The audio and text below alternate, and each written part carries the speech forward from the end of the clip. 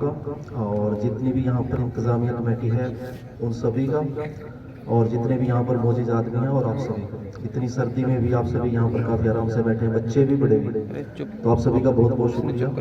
काफ़ी अच्छा लगा, और जिस तरीके से बच्चों की तैयारी करवा रखी है बहुत ही अच्छी है।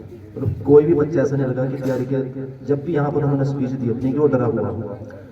तो ये सब जो होता है बहुत ज़्यादा जब हम किसी चीज़ की प्रैक्टिस करते हैं, तैयारी करते हैं, उसके बाद ये चीज़ें हमें देखने को मिलती हैं। तो माशाल्लाह बहुत ही अच्छी यहाँ पर अगर हम देखें बच्चों ने जो अपनी परफॉर्मेंस दी है, बहुत ही ज़्यादा खुशी हुई देखकर। ऐसा बहुत कम देखने को मिलता है, चाहे आप स्कूलों में देखो या और अगर हम मदरसों की बात करें तो भी देखें। जो बड़े बड़े मदरसे हैं, जितनी भी ज़्यादा हम तैयारी कराएंगे, बच्चों की प्रैक्टिस करवाएंगे, उतना ही ज़्यादा हमें रिजल्ट देखने को मिलेगा, जो कि हमने यहाँ पर अभी देखा है।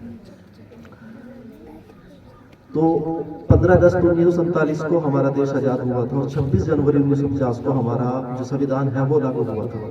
ये सब चीज़ें तो अब तक हमारी समझ में आ चुकी हैं, लेकिन कुछ चीज़ें हमें और ज़्यादा समझने की ज़रूरत है, और वो है हमें एक कि बच्चे को जो है अच्छी तालीम भी देनी है और दूसरा उनकी एक अच्छी परवरिश भी करनी है।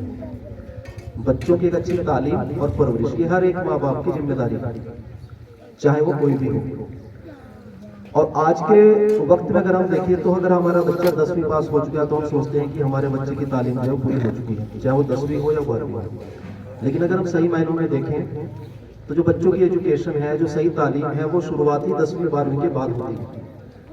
और जो बच्चों की परवरिश है, तो जो 15 से 18 साल की उम्र होती है, जिसे हम 10वीं या 12वीं के बीच की उम्र बोलते हैं, ये ऐसी उम्र है जहाँ पर बच्चा या तो अच्छे से सुधरता है, सीखता है, या फिर पूरा का पूरा बिगड़ जाता है।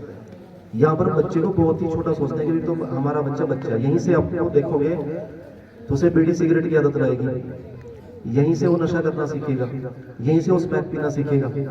और अगर कोई देखकर हमें बताता भी है कि हमारा बच्चा गलत चल रहा है तो हम उसे गलत बोलने लग जाते हैं।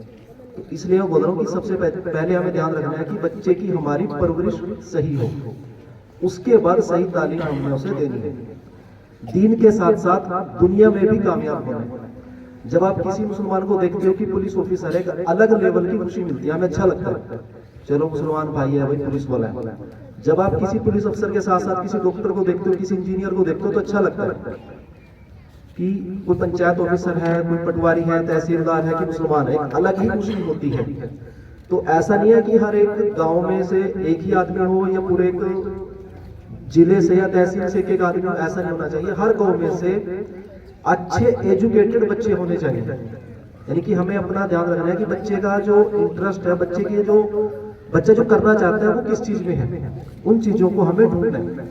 ऐसी बहुत सी चीजें हैं जो कि हम स्टार्ट कर सकते हैं, शुरुआत कर सकते हैं, और ये सारी चीजें फ्री में शुरू हो जाती हैं। मतलब अपना खुद का काम शुरू कर सकते हैं। बहुत से लोग सोचते हैं कि यार अपना बिजनेस करने के लिए, अपना काम करने के लिए कम से कम 2 लाख रुपए की जरूरत है, 5 लाख रुपए की जरूरत है, 10 लाख रुपए की जरूरत होती है।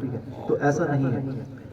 ऐसे बहुत से बिजनेस हैं जो कि आप ऑनलाइन शुरू कर सकते हैं और बिना किसी इन्वेस्टमेंट के, मतलब बिना पैसे के शुरुआत कर सकते हैं। और आप यहाँ से महीने के 5,000, 10,000, 20,000, 50,000, 1 लाख, 10 लाख, बहुत से लोग 1 करोड़ महीने के भी कमा रहे हैं, लेकिन उनको उस चीज की नॉलेज है, वो तब कमा रहे हैं।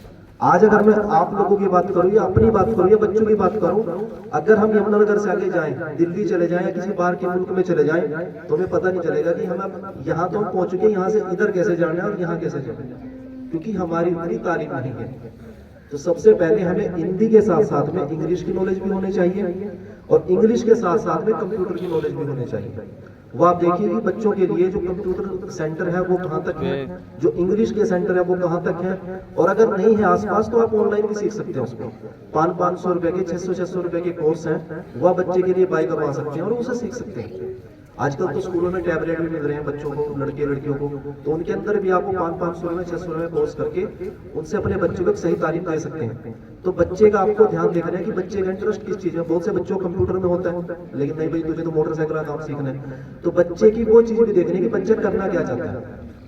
तो हम अगर आज के वक्त में पिछड़ रहे हैं तो सिर्फ वो है हमारी शिक्षा, एजुकेशन, और नाम किसका खराब होता है फिर मुसलमानों का, और उसमें हमारी भी कमी है। तो जो चीज मैं आपको बोल रहा हूँ कि बच्चे की एक सही परवरिश और एक सही तालीम जब तक हम अपने बच्चे को नहीं देंगे, तब तक हम अपने बच्चे को एक अच्छे रैंक पर या अच्छी जगह पर हम नहीं ना सोच सकते और ना देख सकते हैं।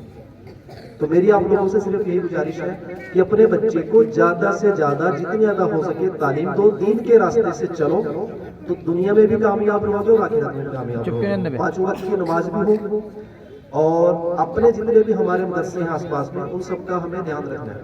सिर्फ ध्यान रखना नहीं है कि चलो नमाज पढ़ दी और मुलाकात कर ली, उनमें जितना हो सके अपनी तरफ से सदका भी दो और साल में एक बार हमें ज़कात देनी होती है तो वो ज़कात भी दो। उसके लिए भी अगर पहली बात तो हम सबको मालूम होना चाहिए, नहीं मालूम है तो उसके लिए आप जो मदरसे के जो नाजिम साहब है मौलाना है या किसी अच्छे मुफ्ती से आप बातचीत करो, क्योंकि ज़कात जो फर्ज है वो अगर आपके पास सोना है, चांदी है या आपके पास माल है कुछ भी, तो उसकी एक सही मिकदार निकाल कर आपको जो है वो अपने जो भी उसके मदरसे हैं या फिर जो भी और लोग हैं जो उसके हकदार हैं वो उनको मिलनी चाहिए।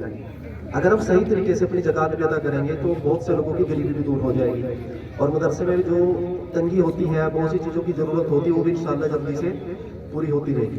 तो बच्चों की परवरिश, उनकी एक अच्छी तालीम, ये हर एक माँ बाप की जिम्मेदारी है, इसका आप लोग ध्यान रखें और अपने जितने भी आपके नज़दीकी मदरसे हैं, गांव के हैं या आसपास के हैं, उन सभी का भी ध्यान रखें। तो आज के लिए इतना ही और आप सभी का फिर से बहुत बहुत शुक्रिया। अस्सलाम वालेकुम। माशाअल्लाह।